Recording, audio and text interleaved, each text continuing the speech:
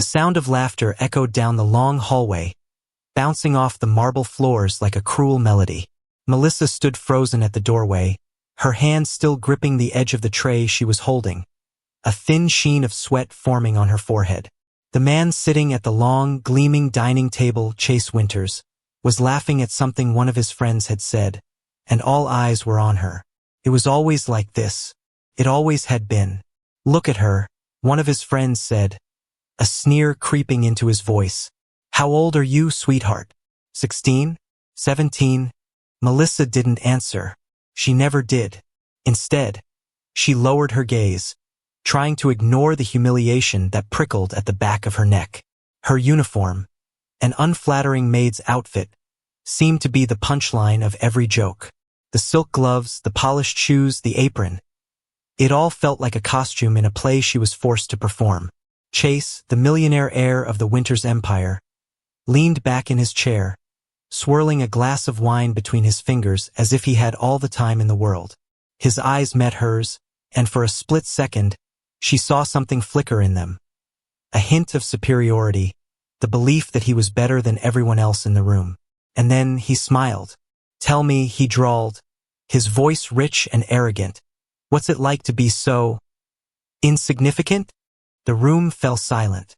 The comment stung, and though she wanted to scream, to defend herself, to throw that tray in his face, Melissa stood there perfectly still.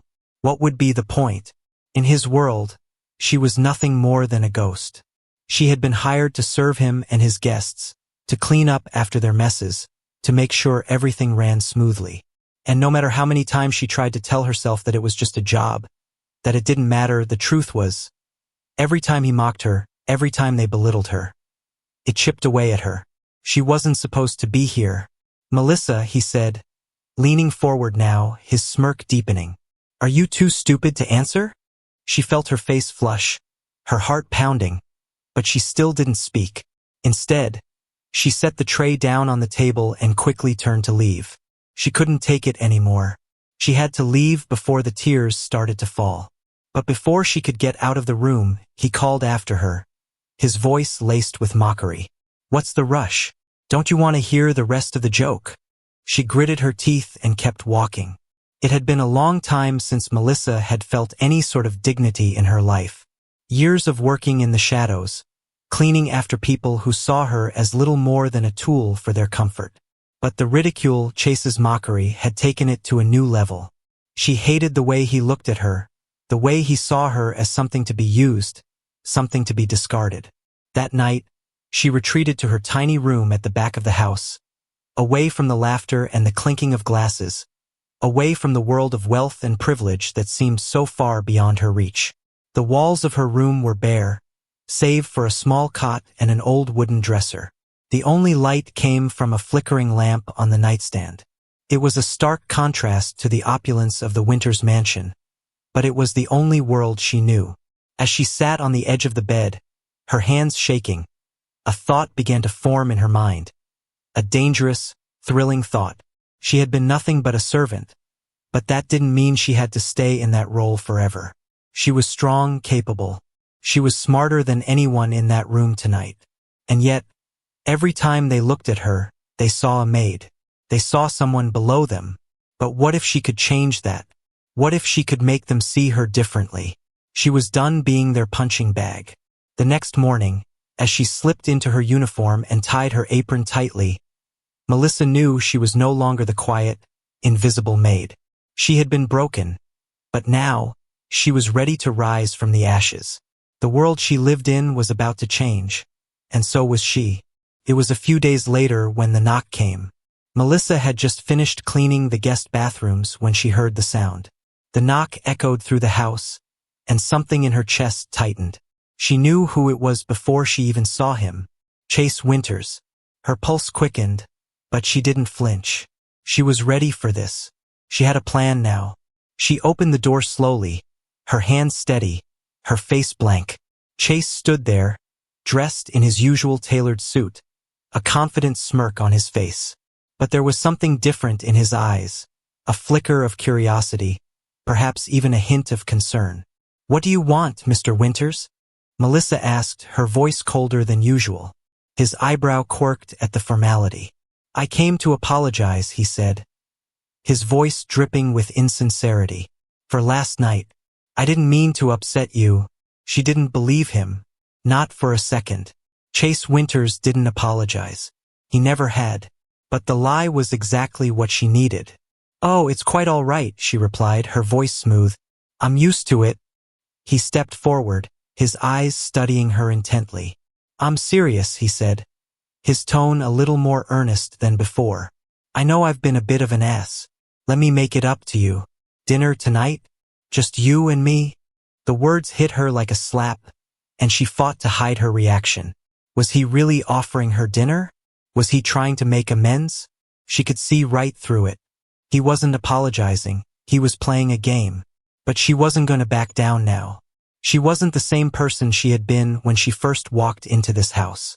"I'd love to," she said, a small smile tugging at the corner of her lips. That night, she arrived at the lavish dining room, her heart beating in her chest. The dinner table was set for two, just her and Chase. The rich, dimly lit chandelier above cast shadows across his face, and she could see the faint glimmer of uncertainty in his eyes. He didn't know it yet, but tonight would be the start of his downfall. She took a seat across from him, her posture perfect, her eyes steady. "You wanted to make it up to me, Mr. Winters. I'm curious. What could you possibly offer that would make up for everything you've put me through?" Chase's smirk faltered for a moment, and she saw the crack in his armor. "I was thinking more along the lines of a fresh start," he said, his voice lowering. "Maybe we could start over?" Melissa didn't respond immediately. Instead, she picked up her wine glass, taking a slow sip as she studied him. The silence stretched on, heavy with tension, before she finally spoke. "You want to start over?" she repeated. "Interesting. But you see, Mr. Winters, I don't need a fresh start. What I need is something you can't give me." A flicker of confusion passed over his face, and she could see him struggling to keep his composure. He wasn't used to being challenged. "Tell me what you want, Melissa," he said, leaning forward, his voice soft but insistent. "Anything is yours." She set her glass down, her eyes never leaving his. "What I want is for you to understand the consequences of your actions," she said, her voice calm, but filled with an intensity that made his chest tighten. "I want you to know what it feels like to be insignificant, to be nothing, to be the one everyone looks down on. And then, I want you to see what happens when you underestimate someone." Chase froze.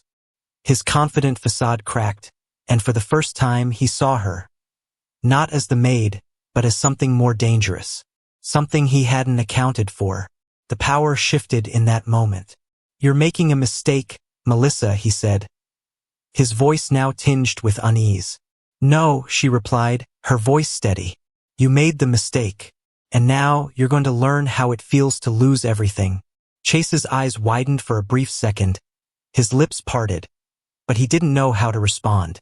For the first time, Melissa saw the cracks in his armor, the facade of the wealthy, arrogant man beginning to break down. But she wasn't finished. Not by a long shot. She leaned in slightly, her voice dropping lower, each word laced with calm precision. "You think this is a game, don't you? That you can make a joke out of people like me, mock me, belittle me, and that's the end of it. But it's not. I'm not going to let you get away with it." Chase tried to mask his discomfort with a forced smile, but it was too late. The seed of doubt had been planted. He was no longer in control. Melissa was the one pulling the strings now. He shifted uncomfortably in his seat, his fingers drumming nervously on the edge of his wine glass. "I don't know what you think you're doing, but this isn't you. You're just a maid. You don't have the power to do anything to me." The words stung, but they didn't faze her. She had heard it all before. The same insults, the same belittling tone. But now the roles had reversed. "Don't mistake my silence for weakness, Chase," she said, her eyes locking with his. "The truth is, I've been waiting for the right moment. And now that I've got your attention, it's time for you to see just how far you've pushed me." He laughed nervously, clearly trying to regain his composure. You really think you can take me down? You're nothing but a pawn in my world. You're replaceable. Disposable. The words cut through her like a knife, but she wasn't intimidated anymore. Not after everything she had endured in this house. Not after every insult, every cruel remark, every time they had looked down on her. Melissa stood up abruptly, her chair scraping against the floor as she walked toward the window, her back to him. The view of the city lights below was breathtaking, but it didn't matter. Nothing did except for the next step in her plan. You're right about one thing, she said quietly, turning back toward him. I'm nothing in your world, but you know what? Your world isn't the only one that matters. Chase's eyebrows furrowed, and he straightened in his chair, suddenly on edge. What the hell is that supposed to mean? Melissa's lips curled into a small, knowing smile. It means, Chase, that I'm done being underestimated. I'm done being your joke. You've made me believe for too long that I don't have power, but I do. And you're about to see just how much of it I've been holding on to. She walked back to the table, her steps confident now, and took a seat, never breaking eye contact. The tension between them was palpable, thick in the air. Let's see what happens when I start using the power that you think I don't have. The following days were a blur for Melissa. She didn't have time to waste. She was calculating every move, every word, every interaction, building her plan in the shadows while Chase continued to treat her as nothing more than a maid. But in her mind, the game had already begun. One evening, as the sun began to set, Chase was in his study, and Melissa stood at the doorway, a soft knock echoing in the silence. She could hear him muttering to himself, probably working on yet another business deal, oblivious to the storm that was brewing outside his perfect little world. Come in, he called, his voice authoritative but distracted. Melissa pushed the door open just enough to slip inside, her presence subtle but deliberate. She walked into the room slowly, taking in the opulence of the space. Floor-to-ceiling bookshelves, expensive leather furniture, a desk covered with papers and important documents. Everything screamed wealth, power, control. Everything except for her.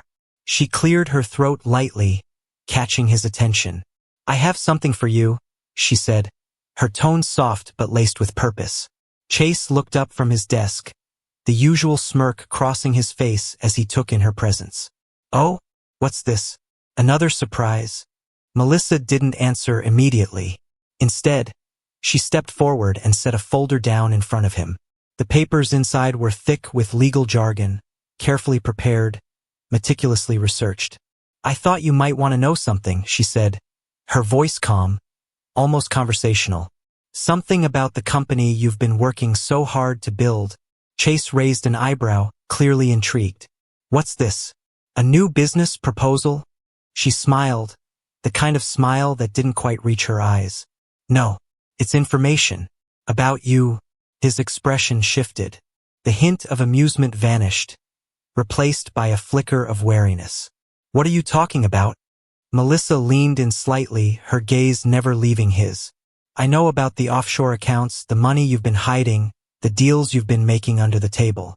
You thought no one would ever find out, didn't you? Chase's face paled, and he stood up, his chair scraping loudly against the floor. You're bluffing, he said, his voice low and sharp. No, she said, her tone unwavering. I'm not bluffing. I have everything here, Chase. All the evidence. If you want to keep your little empire intact, you'll start treating me with respect. If you don't, I'll make sure everything comes crashing down. He took a step back, his eyes darting to the folder in front of him, then to Melissa's calm face. For a moment, he looked like a man caught in a trap he couldn't escape.